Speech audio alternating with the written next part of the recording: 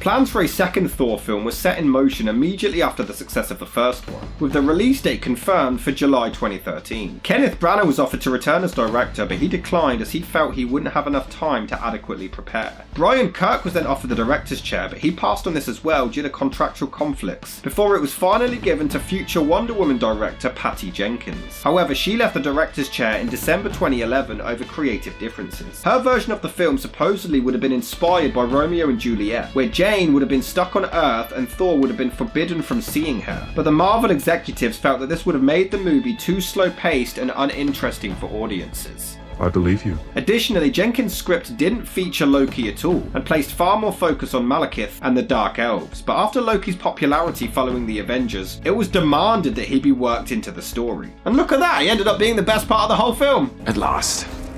Little common sense. Eventually, the producers selected Alan Taylor due to his work as a director on Game of Thrones, feeling that he would therefore be well qualified to handle the film's more fantastical elements. When casting the villain Malekith, the producers wanted Mads Mikkelsen and even met with him to offer him the part, but he was already committed to the TV series Hannibal and wouldn't have been available for filming. The role was then given to Doctor Who himself, Christopher Eccleston. However, Eccleston later admitted that he didn't have fun making the movie. His role required him to wear 6 to 7 hours worth of makeup every day, and he wasn't told this when he was offered the job, and compared his experience to having a gun to your mouth. Marvel were dishonest to me because they never, ever let me know that there'd be that amount of makeup. They said to me in the negotiations there'll be a little bit of makeup, but what they didn't say was that it'd be 7 hours of it, which was very dishonest of them. That was a miserable experience and a dreadful performance. So sorry. However, he did speak very highly of both his fellow actors and the director, saying that they were all great fun to work with. That is awesome! But the script went through multiple different drafts throughout filming, including some by Avengers director Joss Whedon, and Marvel were reportedly unhappy with Taylor's first cut of the film, particularly what he ended up doing with Loki, which we'll discuss later, demanding additional reshoots to fix these issues, costing the production an additional $37 million.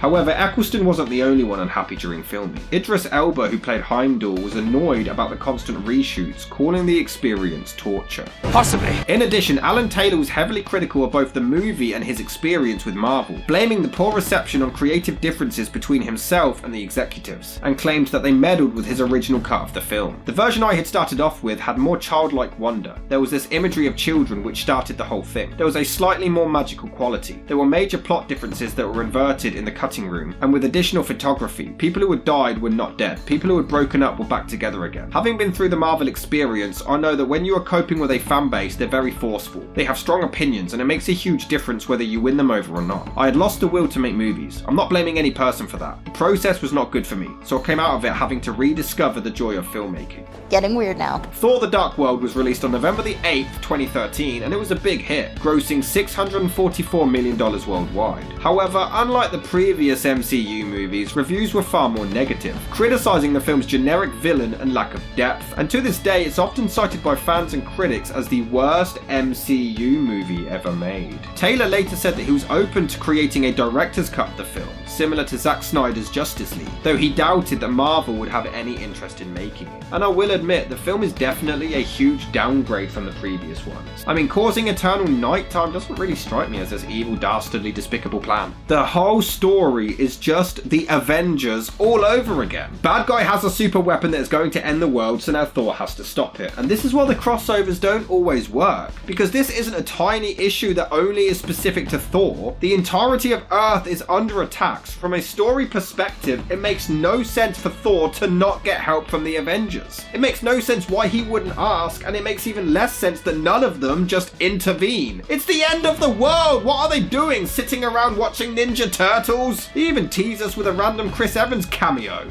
Sad shit is, he was probably paid $1 million for that. What makes it worse is that Thor wasn't able to return to Earth to visit Jane, which is a pretty big plot thread, except that time he stopped by in New York. But it's okay, because they acknowledge it. You were in New York. Jane, I fought to protect you from the dangers of my world, but I was wrong. I was a fool.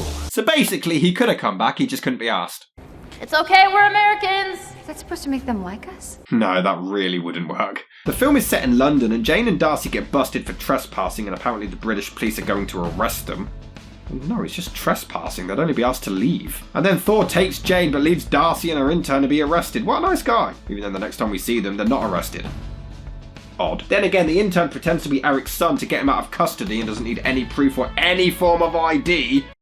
Yeah, but accurate for the British police force. And to be fair, they are very accurate when portraying British people's reactions to Thor fighting. That's Thor out there, he's waving his hammer around and everything. Even though I'm not a fan of the boring, lackluster story, Natalie Portman is always great in these and gives a really solid performance. What happened? He killed them all. Don't tell Natalie Portman that, she'll want to marry him. Also, considering Chris Hemsworth towers over her, they actually had to use a box and then a ramp in some scenes for him and Portman. How adorable. Speaking of love stories, Darcy becomes magically in love just because the intern saved her life. That was easy. The film has some redeeming qualities, but overall it's just boring. It's just the same generic story. Jane gets infected and I don't particularly care. Even the climax is incredibly lame and underwhelming. As explained, Loki is incredible in this. Tom Hiddleston is charismatic as hell, but also sometimes quite sympathetic. He's an evil little dickhead, but his subtle facial expressions somehow make you actually feel sorry for the guy. And he's also fucking hilarious. I think you missed a column. Shut up! Well done. You just decapitated your grandfather.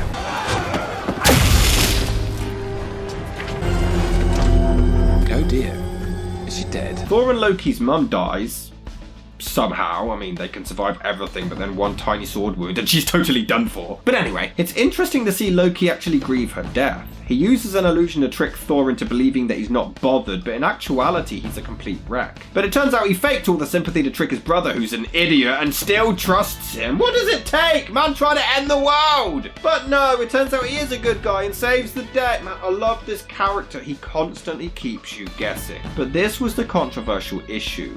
Loki dying. Except he doesn't, but apparently it's still an issue. No idea if Odin is dead, but hey ho, I can't wait to watch the Avengers and have them completely ignore all these events. The character has a lot of depth to him and he really saves the film for me. He's more than just a generic bad guy who wants to kill people. He has a lot of layers to his motivations, backed up by a hell of a performance. Gotta give it to his mum though, she puts up more of a fight than the damn guards hired to protect the king. But why is this fella wearing Majora's mask? But Thor being awkward in the human world will never not be funny. How do I get to Greenwich? Take this train, 3 stops. The film just doesn't match up to the others. It's not as terrible as Iron Man 2, Loki manages to save it whenever he's on screen, and the actors do a great job, but the story itself is dull, and it's just a step in the wrong, boring direction.